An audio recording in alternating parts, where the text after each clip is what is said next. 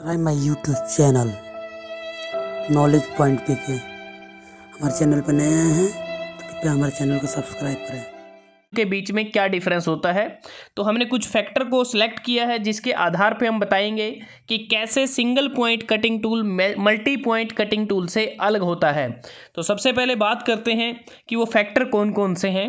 Number of cutting edge के आधार पे, machining operation, design and fabrication of tool, cost, feed rate and depth of cut, heat generation, chip load पर tooth और tool wear and tool life, material removal rate and productivity और कुछ इनके example. तो सबसे पहले बात करते हैं नंबर ऑफ कटिंग एज के आधार पे। जैसे कि नाम से ही पता चलता है single point cutting tool, single का मतलब कि एक, सिंगल पॉइंट कटिंग टूल में सिर्फ एक ही कटिंग एज होता है, जबकि इसके विपरीत मल्टी पॉइंट कटिंग एज में एक से ज़्यादा कटिंग एजेस होते हैं और जो कटिंग एजेस होते हैं उनकी संख्या 100 तक हो सकती है। अब बात करते हैं machining operation. Single point cutting tool के साथ मशीनिंग ऑपरेशन करते समय वर्क पीस के साथ लगातार एक ही कटिंग एज कांटेक्ट में रहता है, जबकि मल्टी पॉइंट कटिंग टूल के साथ मशीनिंग ऑपरेशन के दौरान जब वर्क पीस से मटेरियल को रिमूव करते हैं तब एक से ज़्यादा कटिंग एजेस एक साथ वर्क पीस के साथ एंगेज रहते हैं। उसके बाद है design and fabrication of tool.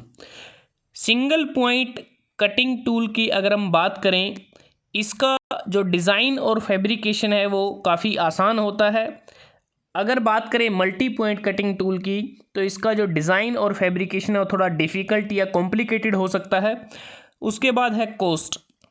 Single point cutting tool की जो कॉस्ट है वो कम होती है, चीपर होता है, जबकि जो मल्टी पॉइंट कटिंग टूल है वो कॉस्टली होता है, महंगा होता है। उसके बाद है feed rate and depth of cut.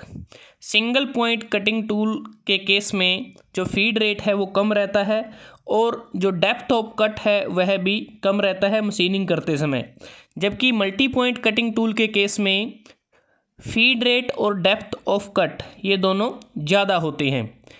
उसके बाद है हीट जनरेशन।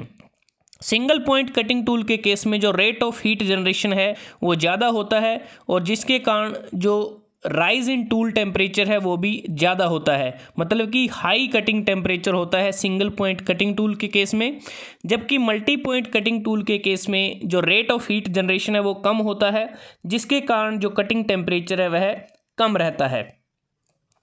उसके बाद है चीप लोड पर टूथ। क्योंकि सिंगल पॉइंट कटिंग टूल के केस में एक ही कटिंग एज होता है, जिसके कारण पर टूथ जो चीप लोड है वो ज़्यादा होता है और एक कटिंग एज के ब्रेक होने के कारण पूरा जो मशीनिंग ऑपरेशन है वह रुक जाता है, जब तक हम ब्रोकन टूल को नए टूल के साथ रिप्लेस ना कर दें या जो हमारा जो कटिंग एज है उसको फिर से रीग्राइंड या फिर से उसको दोबारा से ना बनाया जाए। अगर हम बात करें मल्टी पॉइंट कटिंग टूल के केस में जो चिप लोड होता है पर टूथ वो कम रहता है, क्योंकि इसमें मल्टीपल कटिंग एजेस होने के कारण इफेक्टिव चिप लोड पर टूथ कम होता है और मल्टी पॉइंट कटिंग टूल के केस में एक कटिंग एज के ब्रेक होने से कोई ज़्यादा प्रॉब्लम नहीं होती, मशीनिंग ऑपरेशन लगातार चलता रहता है। उसके बाद है tool wear and tool life.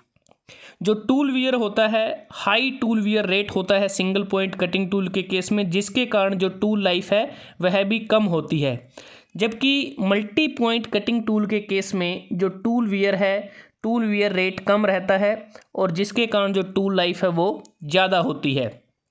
Material removal rate and productivity.